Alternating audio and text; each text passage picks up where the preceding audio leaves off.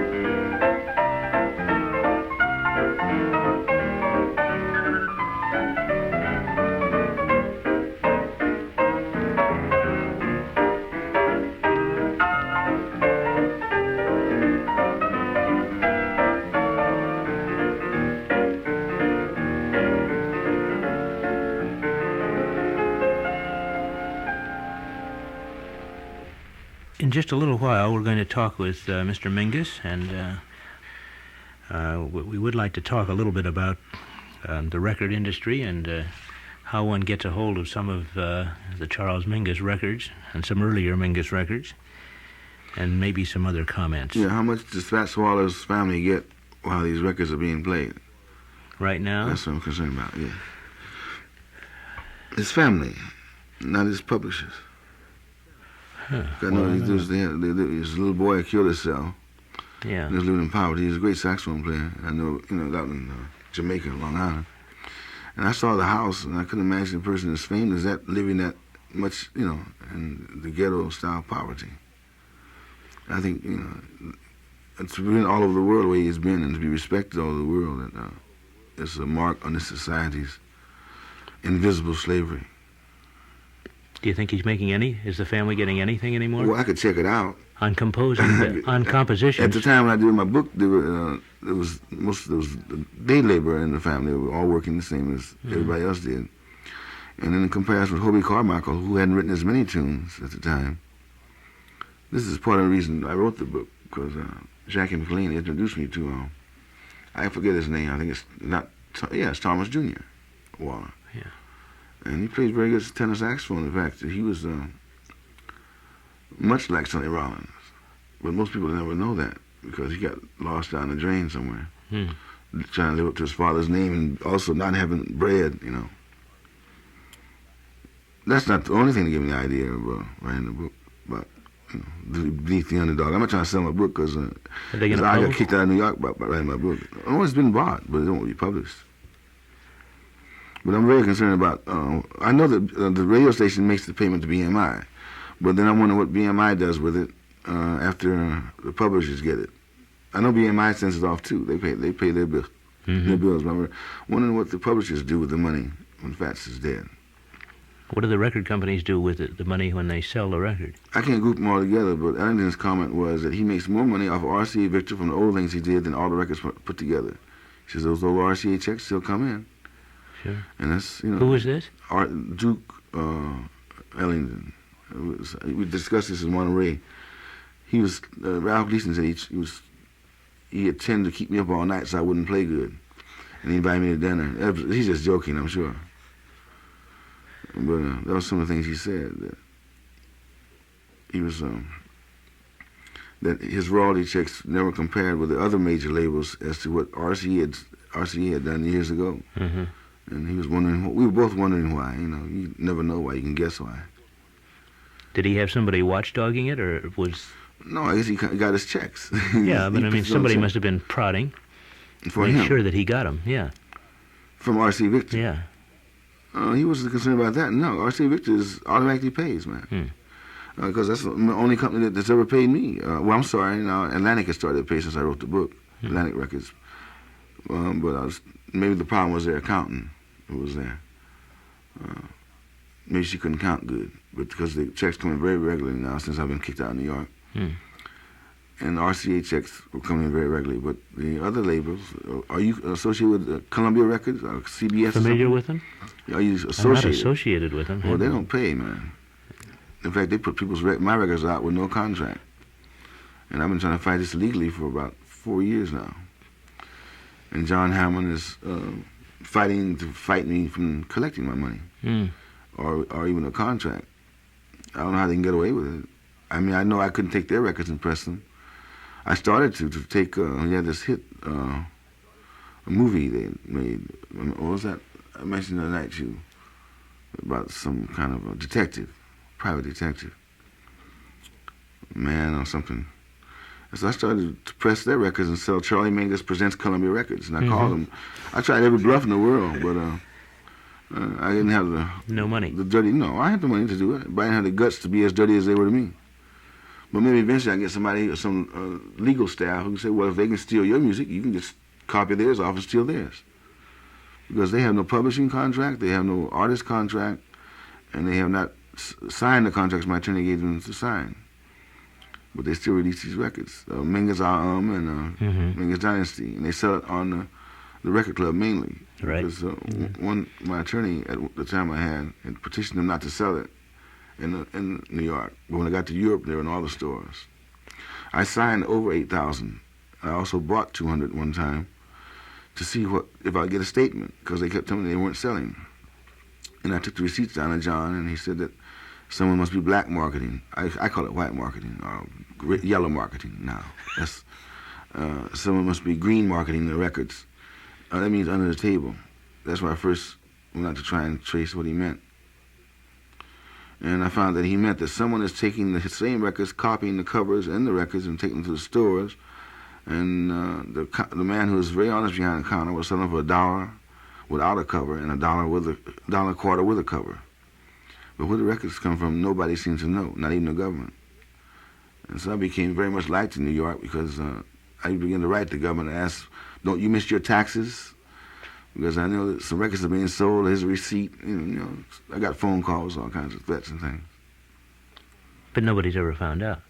No, they don't care to. All they got to do is, the government really wanted to, is when they run the name off on the labels, like they print money, have a little machine that tick 1, tick 2, and number the records, with a serial number of each record.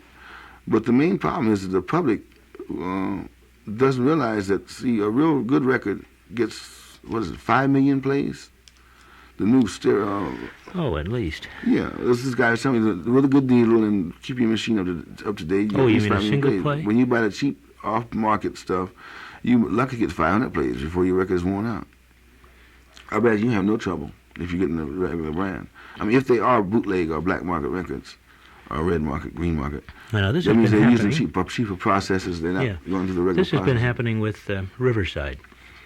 They're Ever still in since this- Riverside went out, remember when they went off the market about 2 years ago when Bill Grauer died, the records have been flooding the market, and apparently almost all of them are bootleg, illegal black-green market. Yeah, well, I hate to inform Fantasy, but their records is the same thing. That's why they're going. I heard they're going out of business.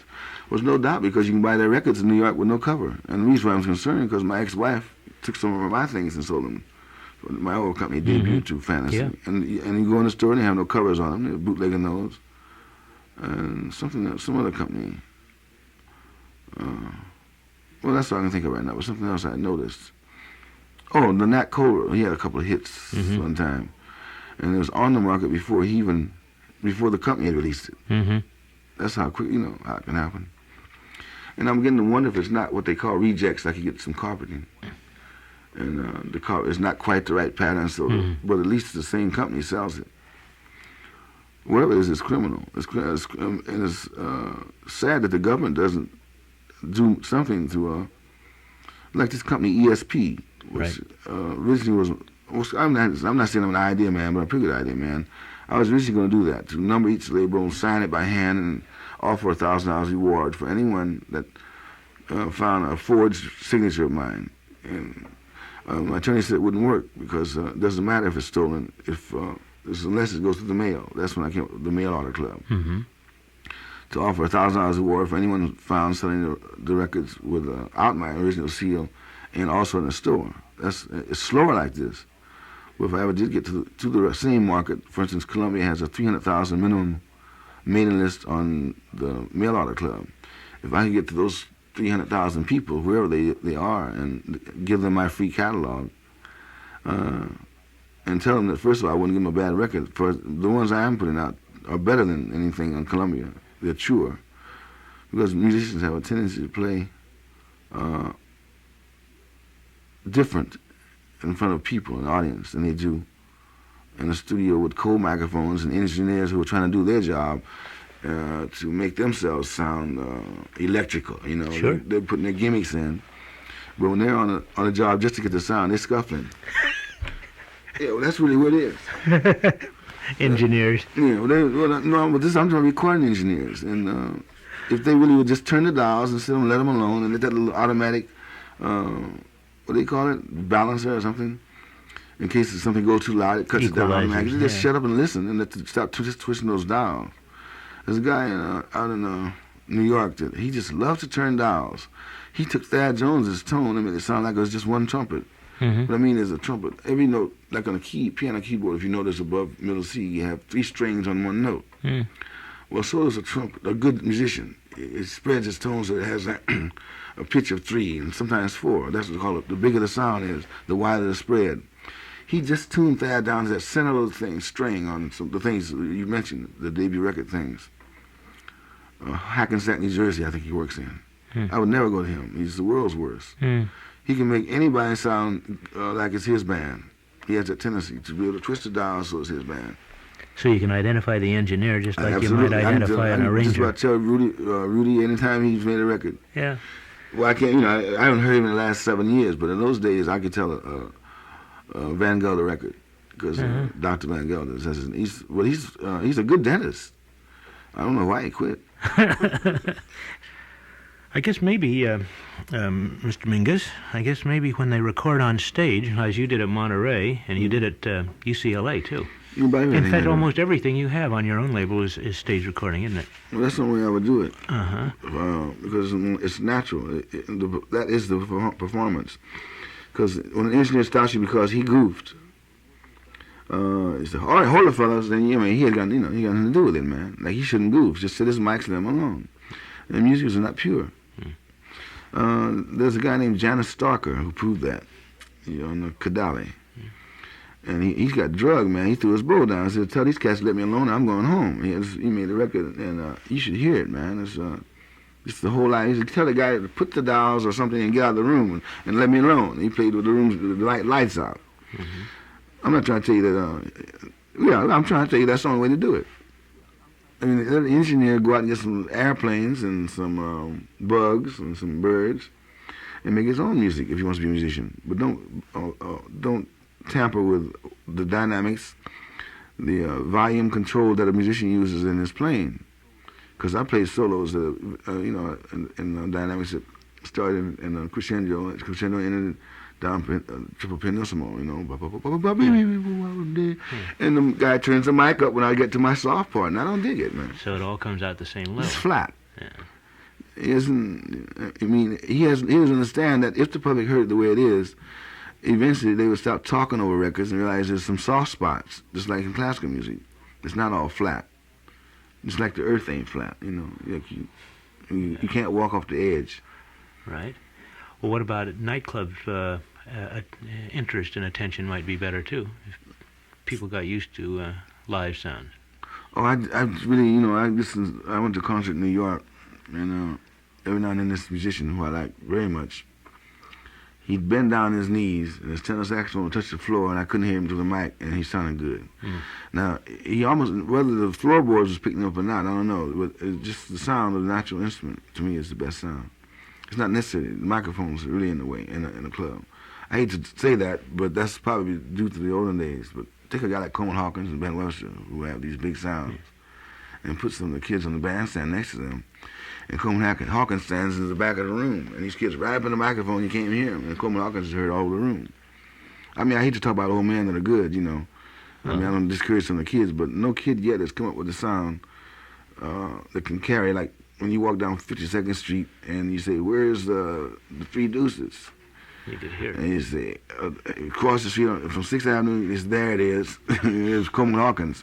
And Charlie Parker had that same ability. On the other hand, many people, I think, have come to understand the sound and the role of the string bass in jazz because of amplification. I mean, you really couldn't have heard a bass within the band without mics that were close to it.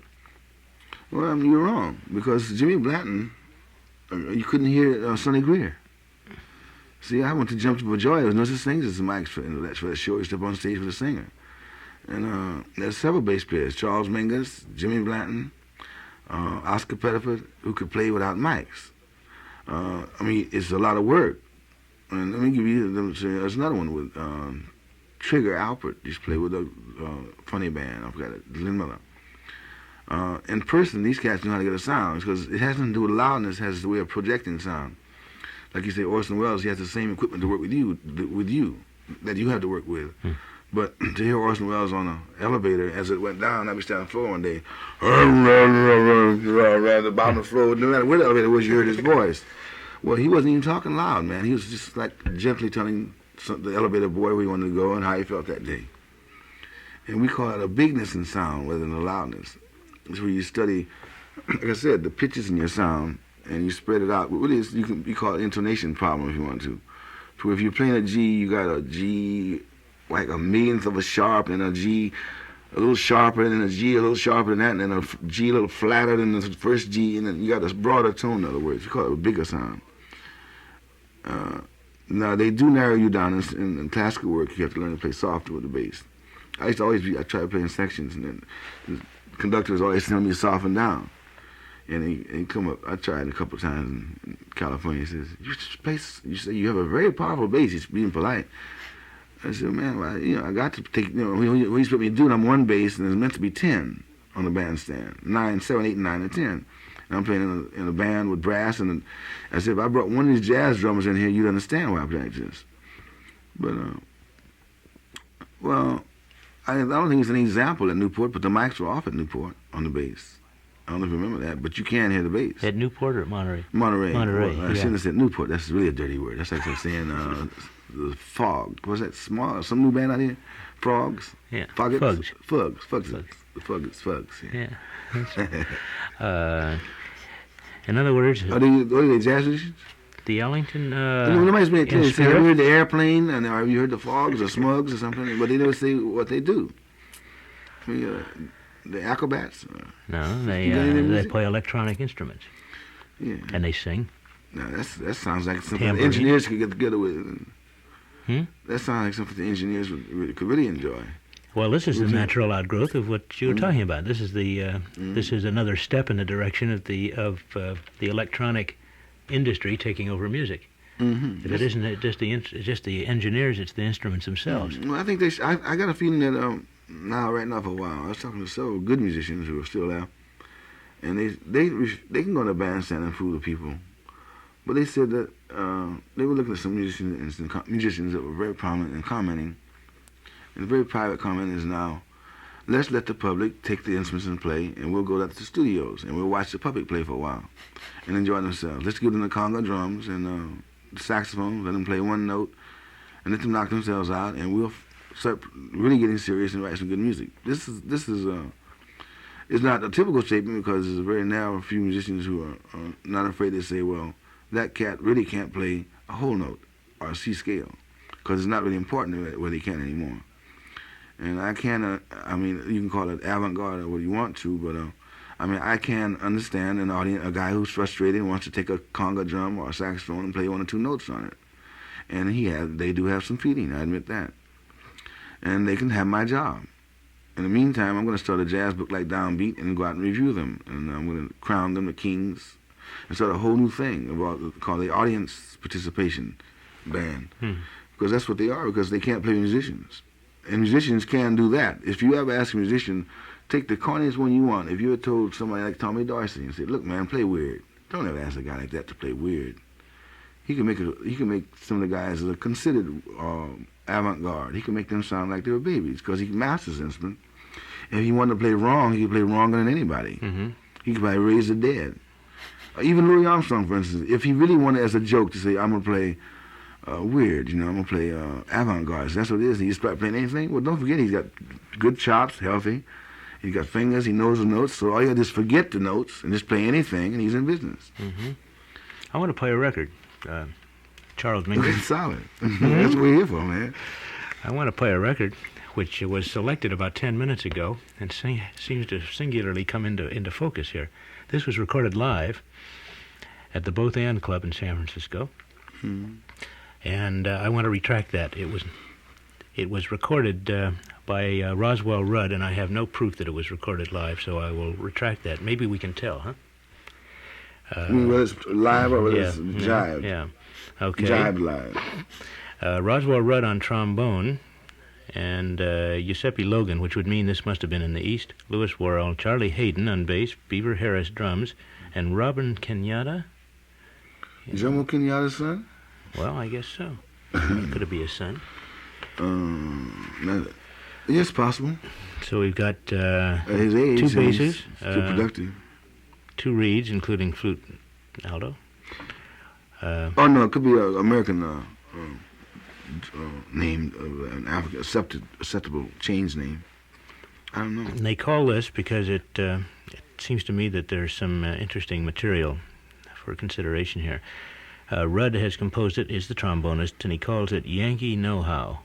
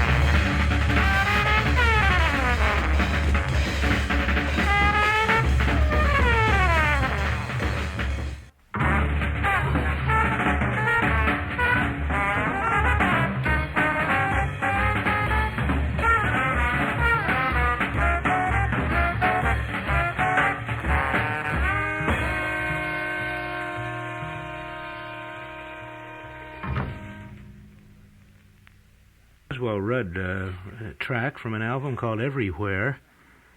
The title track, I think rather significantly, is one that was written and performed by Bill Harris 20 years ago? Almost. And this one was called Yankee Know How, Nohow. Charles Mingus is our guest. I don't know. He's becoming a friend of Berkeley, and he's down here today. And we were making some comments, and I happened to bring along a record called Pithecanthropus Erectus. Yeah. And you seem to find a little comparison there, right? Well, yeah. If you to tie the last part together, the what do you call it, the climatic thing, which they went on forever, and to the climatic part of Pithecanthropus Erectus, the main piece in the album, I think it's very similar. Except mine is 10 or 15 years old. So. Let's, where we had that cued in. Now, this is the end of this. When was this? 50? I'm not sure, but I know it was my first date around 52, 54, 53. I'm not sure. Mm-hmm. That was the first record I made in New York. And it's too bad they don't put dates on them. Well, they have in the notes here in the summer of 1953. And that means they probably reached it a year later because they didn't like it. It could have been 52. Mm-hmm. Mm-hmm. Okay, let's play about the last 2 or 3 minutes of your recording, right? That's along with this, yeah.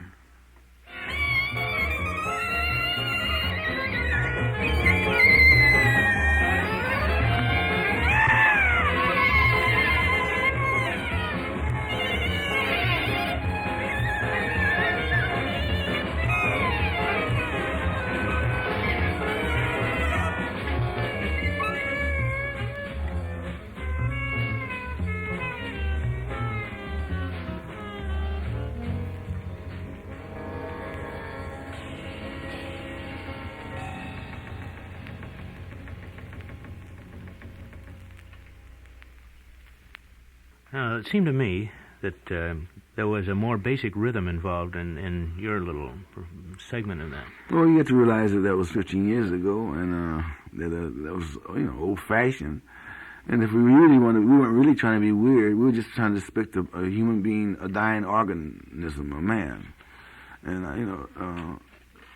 and it's fight. And I've seen people die, a couple different ways. I've seen people fight to live, and I was trying to do that. And the next tune was a ballad. Now, what I mean is completely different. Nowhere on that same record you'll find another piece like that one. I mean, I wouldn't ever make a record where I made 5 of those in one record. And if this is what's going on, then there's some kind of problem. Well, isn't it? Isn't there a lot of put on? Well, I haven't talked to the guy who is a great musician who not too long ago played some very beautiful things on a soprano saxophone. But he's got a band like that now, and they play all night. One of the bass players takes up a violin he's never played in his life, and he starts squeaking across the strings. And they switch instruments. They have about 5 drummers now playing at the same time. The greatest thing he did was he came up and played by himself, and he was still beautiful. He plays tenor and soprano. But I felt that he was telling the audience, if you want to live in your thesis, the thesis of your mind, and say this is art, then we'll do it to you because he has to make a living, perhaps. But as I said, I'd rather join other cats and go underground for a while, and rather than be that pretentious. Because I don't know who's all involved in that last record, but I noticed on the opening melody, it's very simple. Ta-ta-ta-ta, it's a lot more decayed than the pre-Bird things. Is not, and it wasn't anything progressive. But the main thing they based the noise on, or the climatic period on, was simple, diatonic. Yet when they took the solos, it was considered. I guess they consider themselves being atonal and spiritual and communicating with God and themselves and everything all at once. So when it gets into that bag, I say, check it out. You'll find out that only the saxophone player and the trombone player was able to play the melody that was written. I forget which it was a tenor alto, but there's only 2 horns that was playing the written melody. It was da-da-da-da-da-da, which is 3 little fishies in a pond, a little tune written about 1939 or 40. Still the fishes swim over the dam, I think. Yeah, in an Oop, itty bitty pop, pop. pool. That's Yeah. what the tune was based on, actually. But then all this other thing starts afterwards, and guys stand on the bandstand proudly, and they bow to the audience, and they get paid for it. I like Miles Davis' statement. He walked in to the end of my composition, Pithecanthropus Erectus, one time. He never heard the beginning. And that ending that you heard that is very short compared to some of the spots we do it in. The climatic period of the man struggling with himself, or whatever it is. And Miles walked in. He used a curse word, which is okay to say that? I just think so. I don't think so. You do think so. So we'll just save it. It's one of those things that you say when you're drugged, like a four-letter word. And he said, Jesus Christ, Moses, Mingus. He didn't say that, but when musicians start playing like that, and if they start doing that, I'd go off and kill myself. Well, I'm glad he hasn't. But he also says I was responsible for it. He said today he says that he said Eric Dolphin was responsible for making the noise. But if you check the records out we made, the noise is on. If they are noise.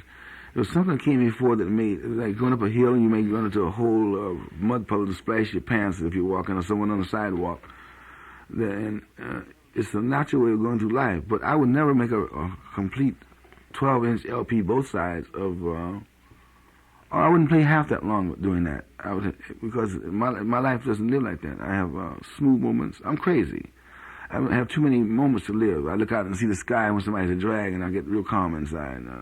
I'll see a broad walk by with some a short skirt, and I wonder what I'd do if my daughter was doing that. And all these things go through my mind on the bandstand.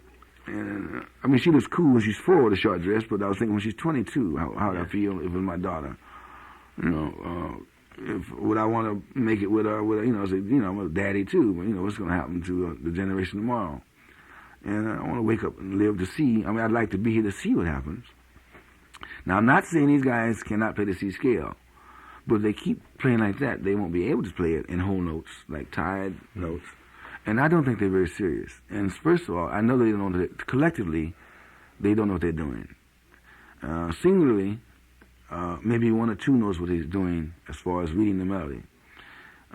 They don't know why, which is the worst part. They've been hypnotized into it, frightened into it, that they want to. It's like when bebop glasses came out, and Bird never wore them, but Dizzy did. And a goatee, and all the cats got berets, goatees, and dark glasses, and they came to hear Bird play, and Bird wore the same suit from 1954 to 1957.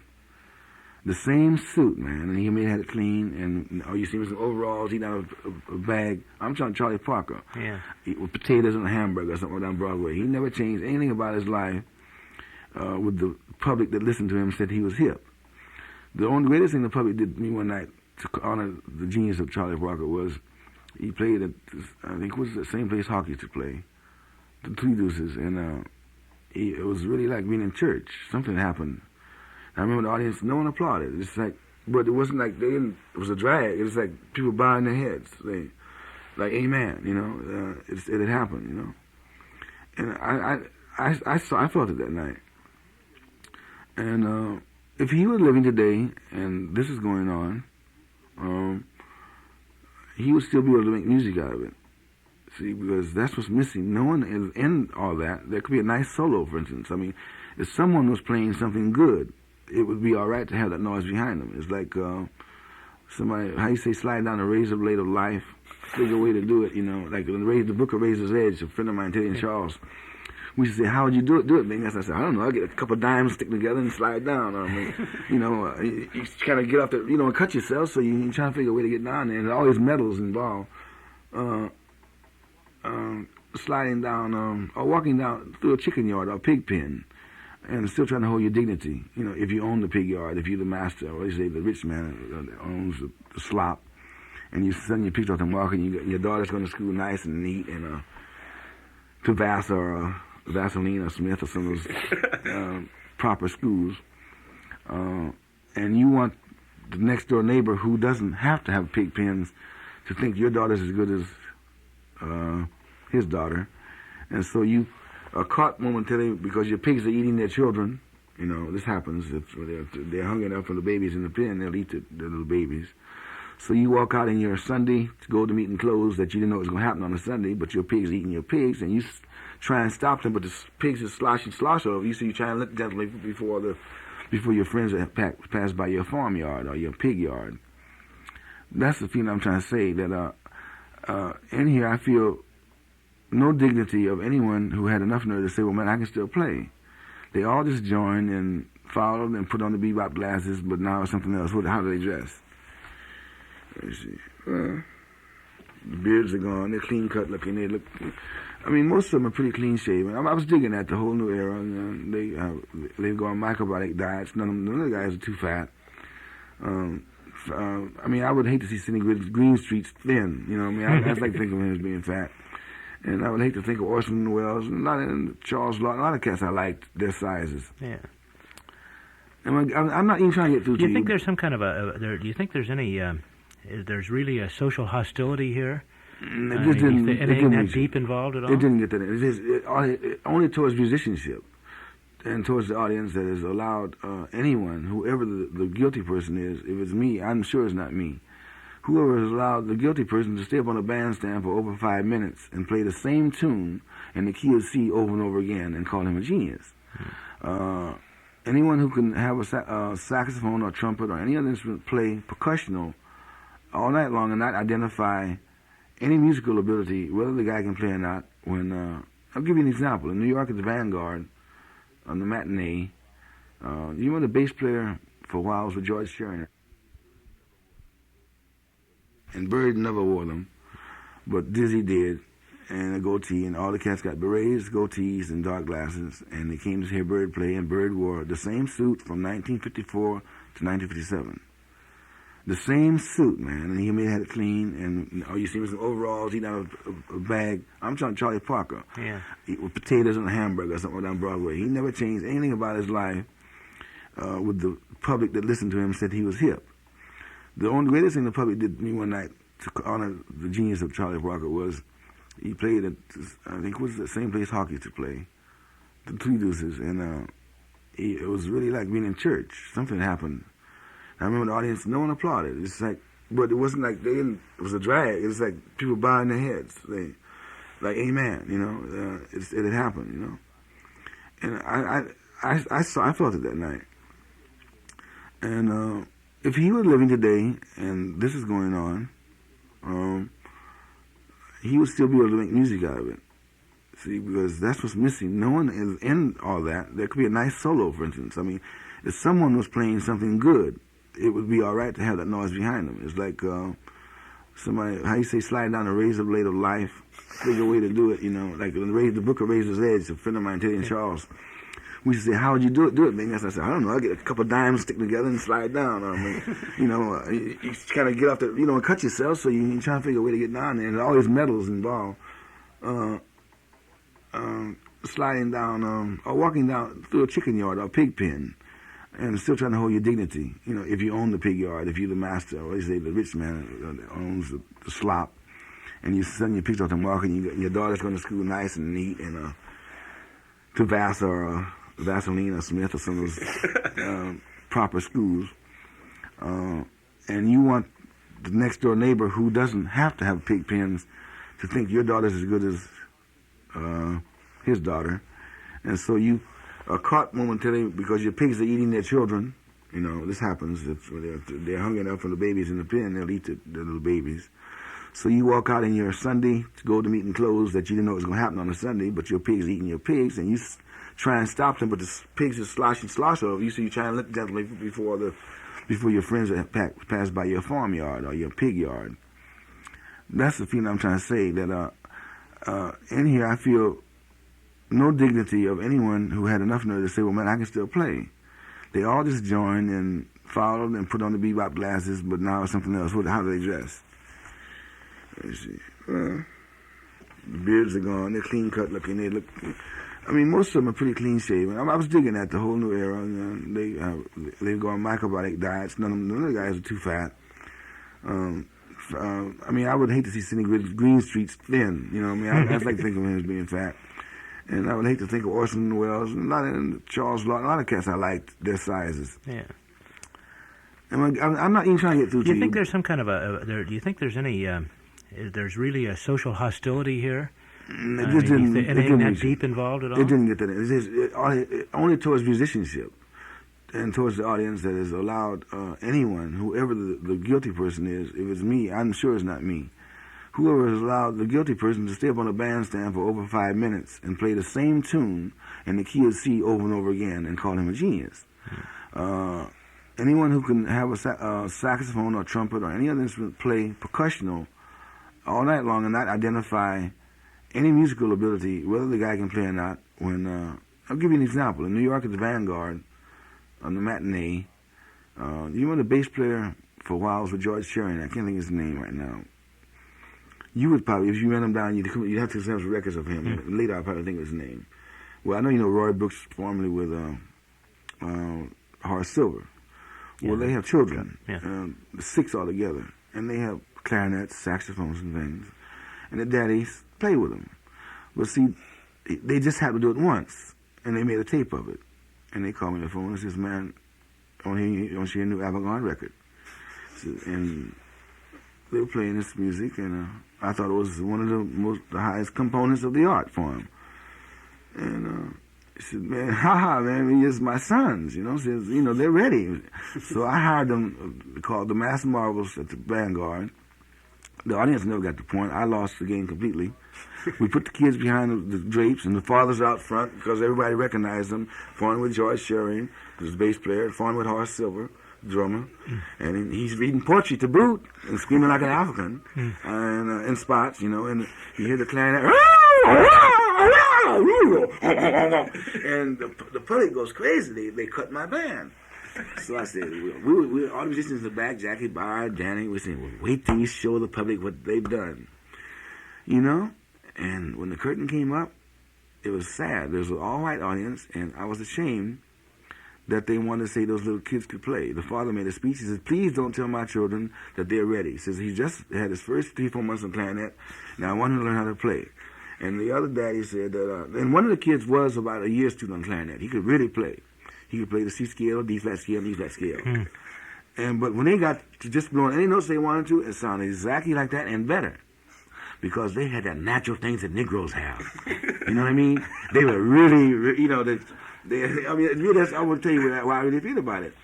I think for people to write books about this kind of music and to play games with it and to not realize that I can get 20,000 Negro children off the street, hand them instruments for the first time, and some white ones, and some Puerto Ricans, and some Mexicans, and some Italians, and all the tribes, but babies from 4 and 5 years old, because my daughter, I finally got her band, and they sound the same way.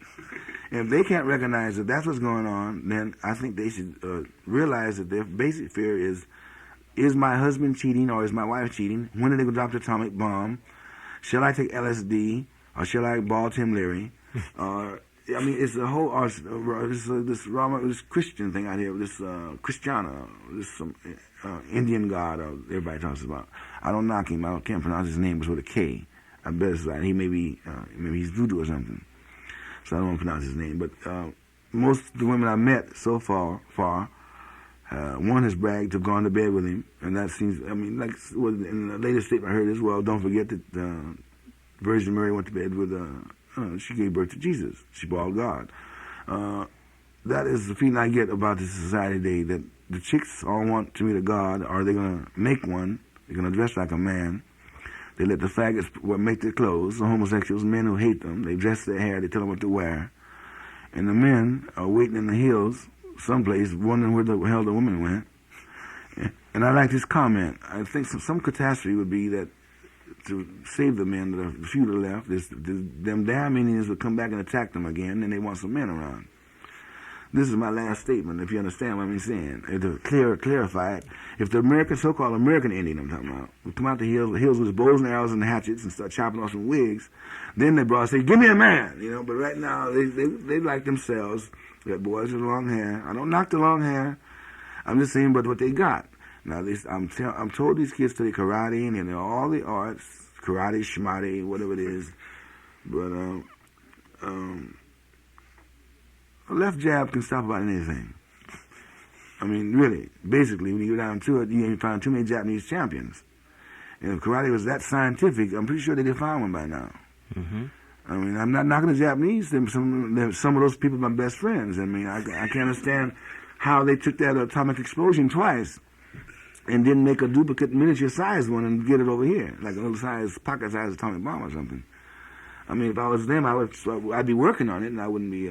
I'd be bowing, yes, all. I would be going through the whole thing, telling you I love you, and giving you books and saying here's karate, and they'd be not showing you the proper way to get out of it, showing you how to get away from that. And if I was Japanese, but I'm not Japanese, so I don't know how the Japanese feel. My friends, Masa and Oka, they studied Plano Canon Judo. I'm trying to explain about men, how men feel. And a man that studies the martial arts, which is dirty fighting, how to kick and stomp, is all below the belt. Everything is from the waist down. Any man that learns this is generally not afraid of any other man, and he doesn't pick trouble with people. But the way it is now, I've seen kids stand up and kick and jump in the air in the village in New York and say they know an art form, that when they're in the air, they get jabbed by Cassius Clay 10 times between the legs. Mm. See, I mean, and when I've seen these cats make leaps over your head, I mean, I'm sure you've seen Joe Louis duck. Well, he doesn't know about the karate, but he can get out of the way of that, Now, I don't mean to tell anybody, say I'm a bad cat. I'm too old for that. But I was attacked in New York. That's why I'm back here so quick. Just last Saturday night when I went to Nina Simone.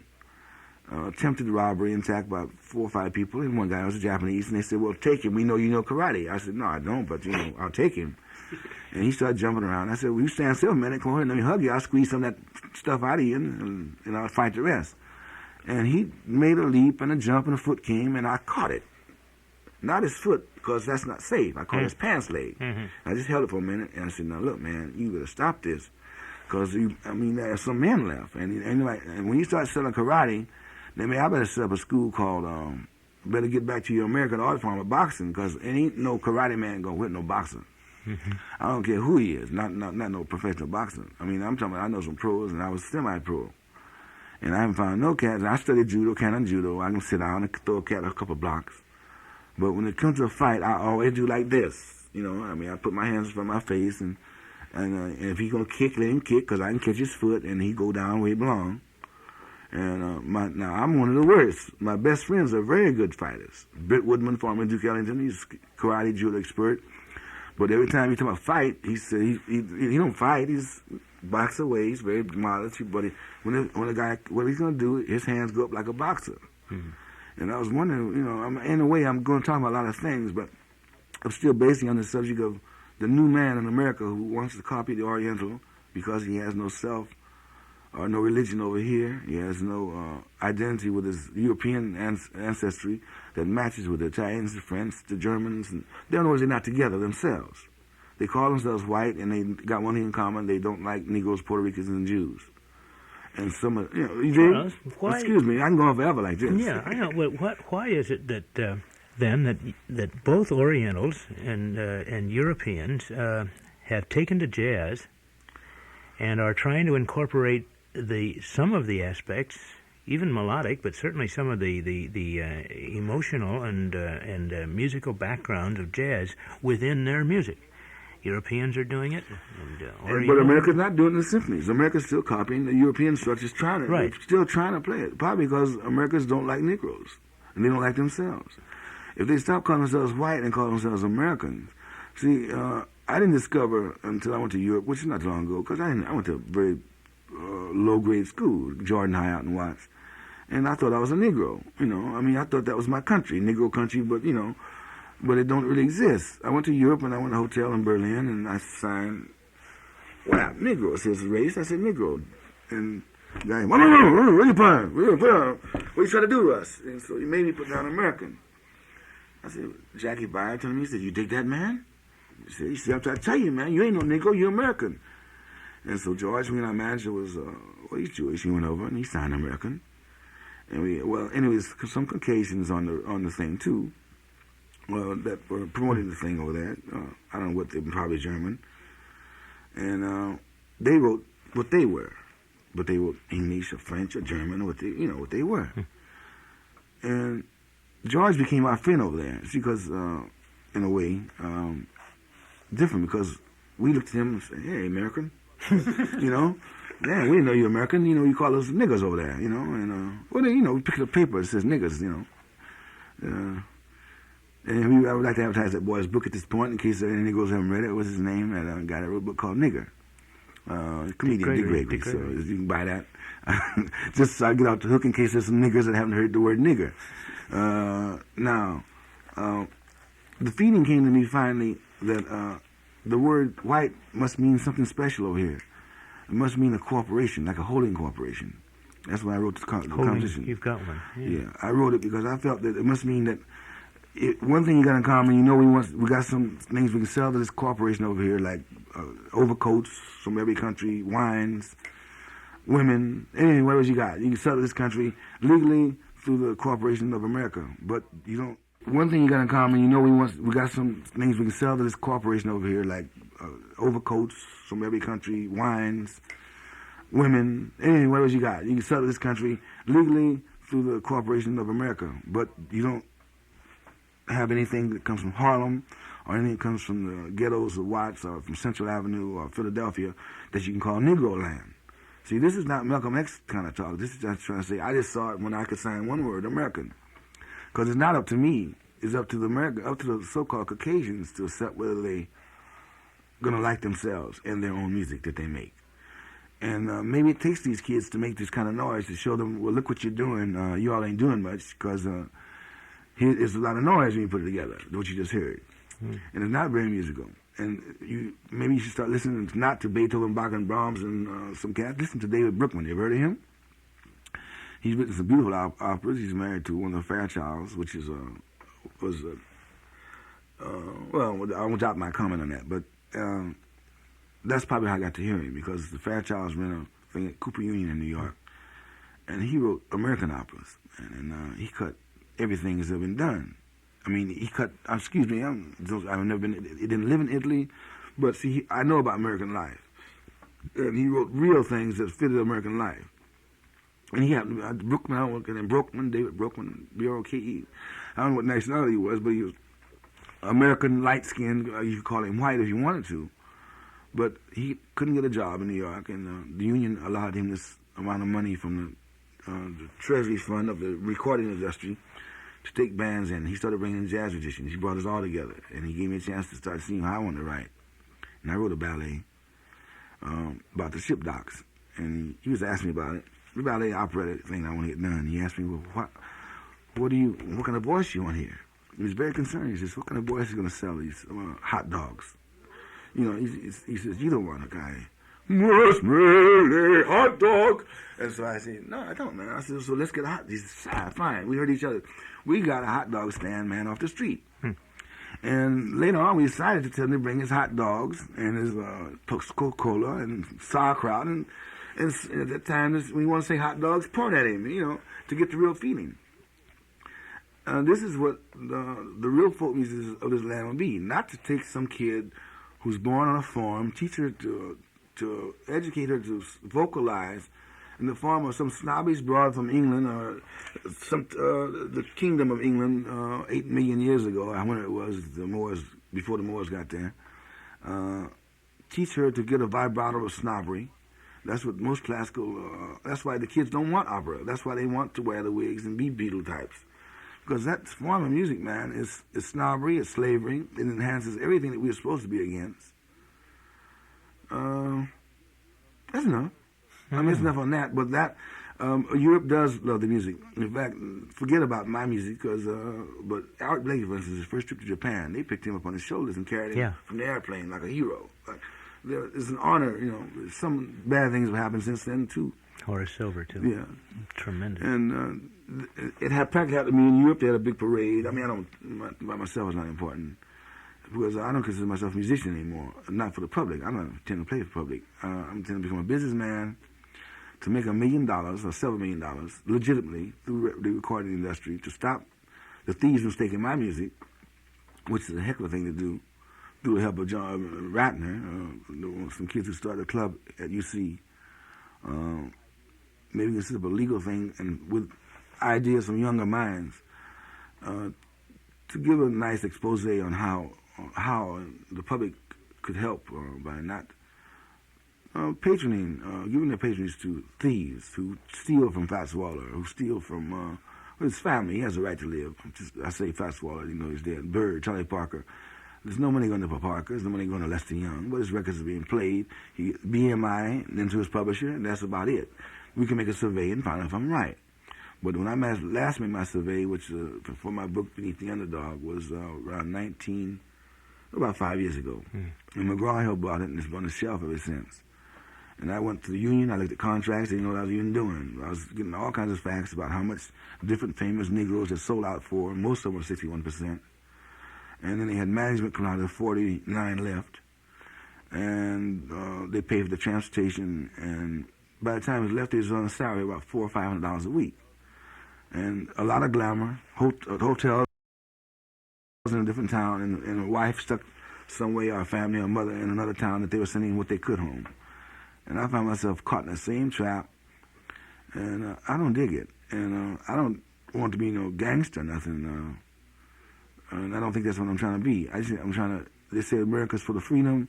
Well, I'm just trying to get me some freedom and a little sunshine. I want to have it so I can have a vacation like everybody else does. And I'm talking purely selfish, and not really, because my drummer made me too, Danny Richmond. I like to see that he gets a little sunshine, a little money for his family, because without Danny, for instance, at 1964, there was a festival in Monterey. Do you know all I had to have done? If I had really kept my wits, because it wasn't the band. I think it was 3 hours of music went up before me. Jimmy Lyons had lied. He was a liar. He said there would be one band. And then a lady called and said there'd be another band. He lied. He said that there would be a big band. I said, well, then do my piece. I would write a special composition. I mailed it in 3 months ahead. And Gil Fuller lied. He didn't even rehearse it. And he also knows karate. And that's good, because he's a liar. And they left my music and my recordings at the RCA Victor. And my music was never rehearsed, and I came up for rehearsal with the big band. My band I had written so they just to fit into this big band. And when you put 3 hours of music in front of God, if he came from New York to play it, the public would have to breathe or go to the bathroom. That was my main enemy, who has never paid me and has no contract. John Hammond had to announce me instead of Jimmy Lyons as a year before. And what no one knows, and I haven't told anyone till the day, I started to punch him in his mouth and knock him off that stand. It took all of me to keep him put my hands on that man, to see him announcing me with that much nerve, to know. And now I've been to Charlie Mingus. And I said, you're dirty, and you know what you are. Because I made it last year, and he wanted to buy the tapes, and I wasn't selling. And because he would do the same thing he has done, bootleg and sell the records. Not that he does it, he allows it to be done. However it gets done, he's responsible because he allows it to get done. He's big enough and rich enough to stop it from being stolen. I mean, I don't care who's waiting outside, man, what I'm saying. You dig? I don't care if the mafia's outside with the Ku Klux Klan. I'm telling you how I really feel.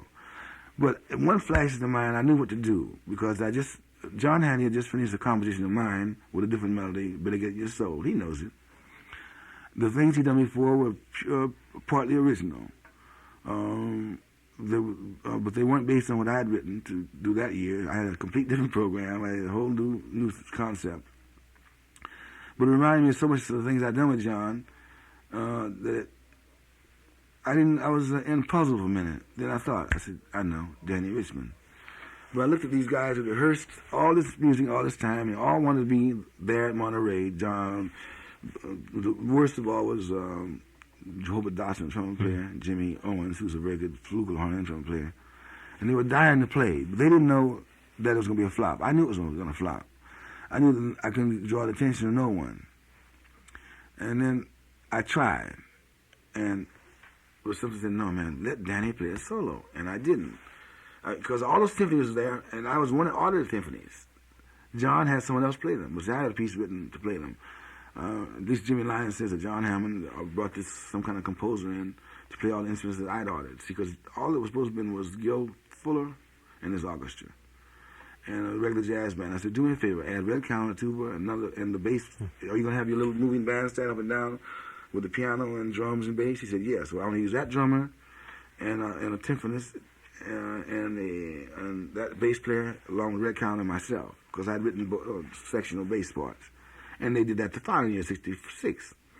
They were similar. I'm told they had all these things going on with basses. And I didn't take the message right, because Danny and I are very, you should say, telepathic, you know. Like, I don't know, it was his voice saying, me, baby, I can say you, because I could have put Danny on by himself and cut everybody that went on that day. Then I could have come back to the bandstand, and I could have played with what I'd done. But at the point, I saw beer cans, people going to the bathroom, people stretching, because it was a tedious thing, man. I mean, believe me, and the music wasn't that great. I don't care who it was that wrote it. And there was little sections, rooting sections for John Handy, little rooting sections for the Dr. Zettner. There was one on the left side for Zettner and one on the right. Zeitler, his name is.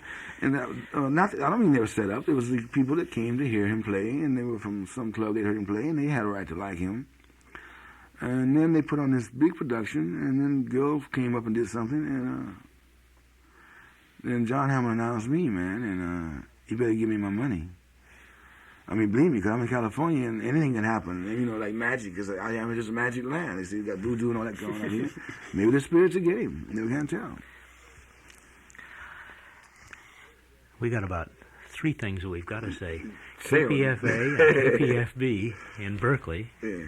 This is the Jazz Review. We've been listening to Charles Mingus, who's down here with us. I'm Phil Elwood. We're going to hear an interesting record in a minute. I would like to say that many of you have, over the last few months, and I should say, I think it's the people who wrote in and who wanted copies of the record, the brochure from the Charles Mingus Record Club. You people are the ones who, I think, encouraged Mr. Mingus to come down and spend some time today with us. John Ratner has been here listening, as have all of you, and we've all been talking, the 3 of us, about the establishment of a group at the University of California. John, I'd like you to outline very briefly what you've done in this direction, so that we can let a few people know that their cards, their interest, has not just ended up in another big envelope somewhere that nobody's going to look at. Well, basically, I've been a Charles Mingus fan for many years, and I read in a column that Ralph Gleason did in the Chronicle about a month ago detailing what has happened to Mr. Mingus, and I just got mad. And basically, a number of my friends and I got together, and we formed an official campus organization with rules and a constitution and everything, and called Campus Friends of Charles Mingus.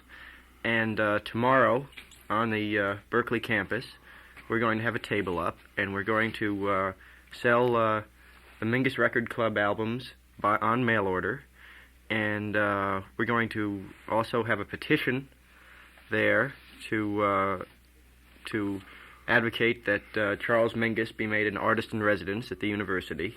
We've been having some problems with some of the university establishment on that respect, but we're just going to see if we can get show that what the popular feeling is on this issue, and that there are a lot of kids at Cal who would like to see this happen. And we're going to try and just see what we can do in terms of getting some legal help for Mr. Mingus and in all of the things that he's been talking about this morning. And we're going to have a number of other things like Campus Friends of Charles Mingus buttons, and we have just a number of ideas planned. We just would appreciate any help from anybody that we could get, and any suggestions. And I might add that the many people who have sent in, 40, 50 people who have gotten your brochure. I should say thanks, man, because a lot of people sent money and just money. I don't understand it. When I was thrown out of New York, man, it was unbelievable. Well, I mean, I'm not saying I wanted to do that, man, but at that time it was very, Well, anyway, the people who don't start thanking us. I mean, that's getting absurd. The people who have sent in are already on a mailing list. We have that list. You probably have one in New York, really, and we have them still here. So we'll keep in contact with that. I have a few announcements I've got to make just regarding all kinds of things, and we're going to go right through. Bola Sate remains at the Trident over in Sausalito. Danny Zeitlin's trio is playing. on Monday evenings there. Denny Zeitlin will also be playing at the Both And Club next weekend and the weekend following. Otherwise, the Both And is booked solidly with the Charles Lloyd Quartet. Charles Lloyd next weekend and the week following will be playing with the Butterfield Blues Band at the Fillmore Auditorium in a big scene, which should be kind of interesting. All right, Jeannie Hoffman continues up at that little bar in a Fairmont Hotel and is playing well. Down on Broadway, Dizzy Gillespie and the Jefferson Airplane are matched off in a double booking. I call it a joint booking in print, and the owners of the place weren't very happy. So we'll call it a double booking at Basin Street West. At the Jazz Workshop, Groove Holmes is playing. Across the street, Cal Jader remains at the Matador, and Charles Bird is coming in, guitarist, next week. Let's see, I have unfortunate news, I think. The New Orleans House in Berkeley has closed down its traditional jazz and Dixieland jazz on the weekends. I don't like to really say this too much, but the old traditional jazz fans who are always complaining that they can't find their music are the ones who never show up to hear it when it's being played, so they can go back and play their records and complain some more. And it seems to go on and on that way. I can tell you, Roland Kirk will be coming into the workshop. That won't be for another month, but he'll be around. Here, Earl's New Orleans House. We finished that. Well, I guess that's it. The New Orleans Jazz Society of Northern California has its monthly meeting this afternoon with a two-trumpet band, the Bay City Jazz Band, playing a lot of the old Lou Waters Yerba Buena Jazz Band book. You remember them, Charles. Up in Santa Rosa at the Flamingo Hotel. And we have just about finished off enough of that. Somebody about 6 months ago wrote me a nice letter, sent KPFA a nice check, and asked if I ever ran into a copy of the Rand Blake and Gene Lee recording for RCA Victor, that they'd like to have that or a tape of it. Well, we appreciated the money very much. I appreciated the letter. I have a copy of that record, but the name doesn't have any address or a specific identification. So if it happens to have been you listening, let me know, please. We are here with Charles Mingus this afternoon. We started in the morning, but it's the afternoon now. And I think that the most fascinating part of all of this has been some of the fact that the music that we have played seems to have had something to do with the commentary, and yet Mr. Mingus would be the first to admit that he had no idea what I was going to play each time. I have a recording here which I'm not even going to introduce over the air because I just like to play it for 6 minutes to see if anything's going to happen.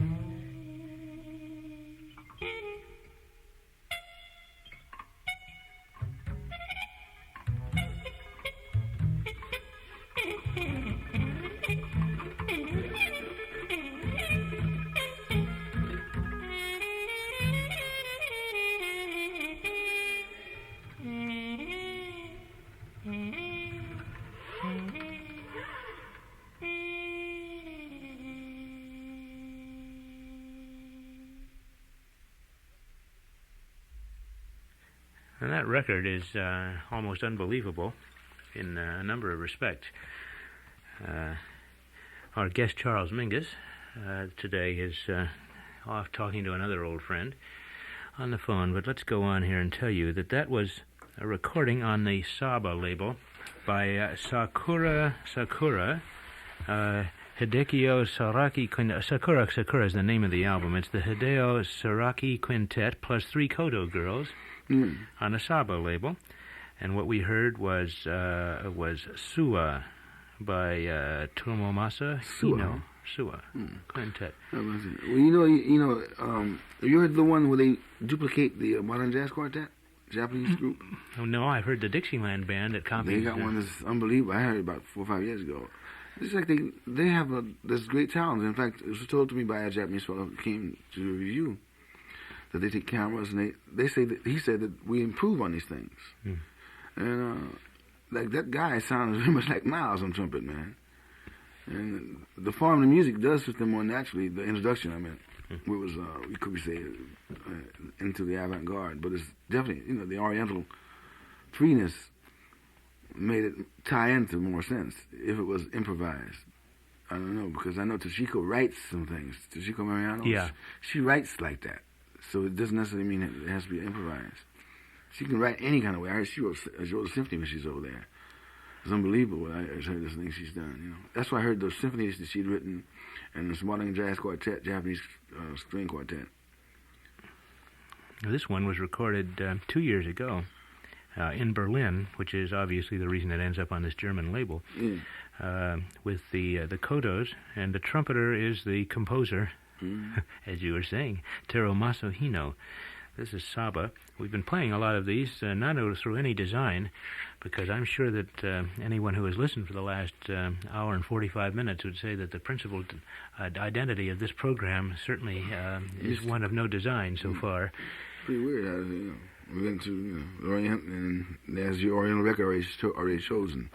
Yeah, and this telepathy is working well today. Swinging very good today. Well. Is Leary still in town, Dr. Leary? Yes, he certainly Albert, is. And the voodooists, those people? Well, they were all out at the great happening yesterday. Well, they're trying to start. They have a good idea. I didn't want to tell Tim I didn't know he had my book, but Peggy just told me, Peggy ex Hitchcock Mellon, Martha, that he had the book out there. Well, I mentioned that America should get its own religion, and I'm glad he's trying to get one. As he said in his last speech in New York, that everyone has a right to form their own religion, but this country has never gotten one. They go for fads of different countries' ideas, but they're never trying to see that they're not together in any one form of religion that embraces every human being as an American. And this is you can call it Catholic, but they go separately. They go to their houses separately. And the doctor is a great man. And if we looked at him like a doctor, I don't mean that he doesn't need any publicity. The man outdraws any jazz musician. But I'm talking about the police would like to know. I think I'm trying to inform the police department about the man. They should realize his professional standing as a physician. And when you take the legal the freedoms from a man who could do a lot of good, because I met some of the prisoners that Dr. Leary worked with in Massachusetts. I mean hardened criminals that were tamed down to little babies. And these cats was walking around trimming trees. I mean, not trimming them. I mean, it was shears. And trimming pears and they're talking. And I didn't know this cat was a criminal's family around. Like a really stone blood murderer that was out. And Dr. Leary, this is why before they fired him from the store, before he quit, he resigned. He was not fired. They didn't have enough guts to that. Before he quit Harvard, he went in and got some murderers and people, and he talked to them, and they took a trip together, or what do you call it? I mean, I haven't made one yet, so I don't know what you call it. And he made, these people were allowed to come out and come around people like us in Millbrook, whatever I am. And I was busy with the trees. Because I like physical labor, and I never had a chance. I like to cut on trees and things, And there's no place to do that in the city, so I'd go out to Tim's, and I was free to do these things. And this guy kept following me around. He says, "Gee, how did you learn to do this? Were you ever a farmer?" I said, "Well, my parents had a little place, and talk." I said, what'd you do? He said, I killed a guy, but, you know, and really, to realize that this man had taken something like this, and this guy explained to me what Dr. Leary had done for him, and to have the police department turn around and say, man, this is illegal. I'm not pushing any kind of supervision. I think that any child that wants to become 50 years old by using LSD or any other kind of supervision or drug, as you want to call it, is out of his head because he's going to become 50 soon enough. But in the cases of violent cases of insanity, extreme paranoias like mine, extreme schizophrenia, I think that a doctor of philosophy should have a lease and a freedom to execute his cures any way he sees fit. I went with a psychiatrist who incidentally went to the same Harvard and was roommates with Dr. Leary. And I went to him for 8 years, and this cat still is in the tradition that a woman cannot have an orgasm. And we, you know, like, he's so far behind in times that I just have to say, Doctor, you don't make it. And so I quit him after 8 years, and in a matter of, I got more help from Dr. Leary in 2 days than I did in 8 years. And plus, Dr. Leary was free. For me, you are. And he had a good piano, and really, I go to his house, I sit down, I stay up, I don't know what it was, I took nothing. He never offered me any kind of release, oral or anything like this. But I was able to stay up for 24 hours and write music and leave it there and not even know I wrote it. And he mailed it to me. And now it was in the first house in Massachusetts. This happened, I think, because the people there were so cool. The people that they were far more advanced than the ones at Millbrook, to me. I like them all. I mean, the names are important, but Dr. Ralph Metzner, Dr. Alpert, I can't remember some of the women's name. I know Metzner's wife was there. But some great people were in that house, and I think Ralph Alpert even played the cello, if I remember. But he finally left to stand in the corner. But just being in a house of those kind of minds, it made me become what I really want to be, and I felt free enough and time to do it. But other than that, I'll never go back to New York. Other than that kind of beauty, I would only go to see Tim or that kind of thing. Yeah, he's here. He's here now. Yeah. Well, I heard it. He said there's a big movement of something going on here. Yesterday, and a show in Berkeley in a couple of weeks. Yeah. Well, I was a little late. I wish I could have made that. Yeah, it was your kind of scene. Listen, Charles, before we finish off all of this, your record albums are going to be, at least there will be places available on the university campus to pick up these brochures. We still have plenty of them here. Is there any kind of delivery schedule that you can mention on these? I mean, are you trying to get them out in a week or two after the orders get back to New York? There was one thing you can always say. It couldn't take over 10 days because the people I have working on it are very concerned as much as you are because after seeing that everything of mine was thrown to the streets, that was the important things like which weren't mentioned, like Fisher stereo, Ampex speakers, things I forgot to even mention, a bass violin and a piano, and they say it was all burned. Well, these people, let's say, what's the name of that tune back there you mentioned they played? The Japanese band. Oh. I think the Japanese band. What do you think? That's another coincidence. The name of the tune you played. Suwa? Yeah, well, her name is Sue. She, we intend to do something like live together, something in the form of marriage someday, or living together like people should do, just to be together. I mean, by, the rules of your society, we may have to get married, I don't know. Well, she has it so that as soon as she gets it, it's sent to someone else who packs it, and it's immediately sent out. Before, when it wasn't, RCA Victor was suing me because the records were here in California, which incidentally I was taxed for, and not one record was sold. That's another thing the legal aid has to take care of because nothing has ever been delivered from this part of the country. It's still a New York firm. And if I'm not careful, the government could say, this is our tapes, boy, I got to talk to you tomorrow on that. For some legal aid, definitely, And I still would like to say thanks, but, thanks to you, too, man, Like, Phil, you say don't say thanks, but, man, I have never said thanks to nobody because I never need thanks. I used to think I could make it through the world without nobody. Believe me, this is a funny way to feel, to suddenly realize that I wrote in my book that I would never ask or have to ask And I said, don't get no benefits from me when I'm dead, because that's what, I saw him in New York. When the guy died, a big benefit was given. I said, don't give me no benefits, don't do nothing for me. And I meant it at the time I wrote it. But I got some little checks from people that said, man, I can't afford this really, man, but what I read, I feel very bad, remorseful about it or something. And I started realizing there were some people out there that had feelings. And, the same article ran in New York City, and I only got one letter. It's from an attorney that said he would offer his services without a fee. But then when the attorneys from here asked him to, would he sign a contract as to what he would do with the money he would, that he may get in return, he wouldn't sign a contract as to what percentage he would split with me.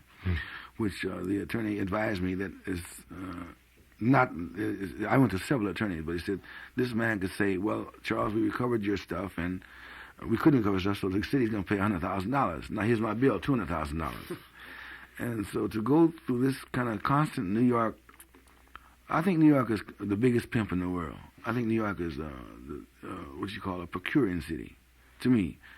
To watch its poor people be down and to laugh at them and to make jokes about it, to read about it. And I said, even the public there is so cold. I lived across the street from a union executive, and he didn't know it for 5 years when we was in a union meeting. There's not, I walked up the hill and that day, and I was feeling gloomy, and the guy said, hi, it was Ralph Gleason, So, it's just, I can't explain it. Just, strangers in the street, it's a smile on their faces. Here? Yeah, California, here, I guess it was Berkeley. I don't know if it's like that all over California, although I'm from California. But I feel, it's just my friend is called, too, Watkins. Earl Watkins. Yeah. It's a good feeling to know that somebody's out there, that digs you, We do. Lots of us do. I'm going to play a record that is yours because of all of the things that we've played. I'm just telling you because you would start objecting or making remarks. I'm just telling you I'm going to play this because not only does it happen to fit in with the mood, do nothing till you hear from me, but this is a record that has made more friends over the years, I think, at KPFA for a lot of your music. This Pre-Bird thing, which has been reissued. I don't imagine you want to get involved in I want to tell you about that. I'm as bad as the rest. Yeah, I know. This is on the record here. This is on the record I would never complain about. Well, a Candid record company. But you can't get it? Yeah, but they're out of existence, you see. But that's the only record I haven't. But the record isn't out of existence. Where is it? I just meant that I would say that if you played that record, I would have no criticisms. But most of the music, other than the things I've done with my own company, I have criticisms on. Well, when did we play Faubus Fables on KPFA? Within the last 2 weeks. Off You mean the Fantasy? I know. Oh, yeah, I think that's beautiful. Oh, yeah. Matter of fact, we have the tape of this down here. Let's end with this anyway, musically. We won't even worry about where it's from. We'll just play the music because we've got to get off the air on a semblance of scheduled time. We've been listening to Charles Mingus, who is at least temporarily a resident of Berkeley, and we hope this will become a permanent thing. That's about the best thing I can say. And I am going to thank you for coming down, but more particularly for, golly, how many, 10, 15 years of records and music, because we've loved it all, and I mean it. So don't start fumbling around with things. That's just the way we feel about it. So let's play this because I put you and Mr. Ellington in the same bag, and I know that you have some ideas about Ellington that are of the loftiest possible for a human being. So let's just play these two because it combines Mingus and Ellingtonia, and then we will go right off, I think, into a closing theme.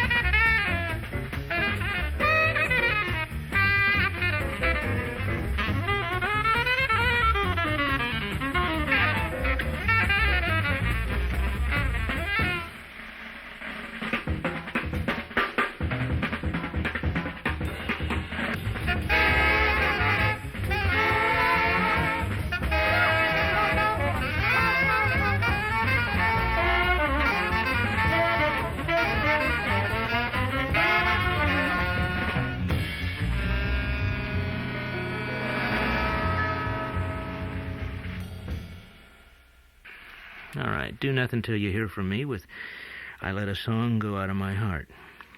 There's something very significant about, about those two with regard to you, Charles Mingus.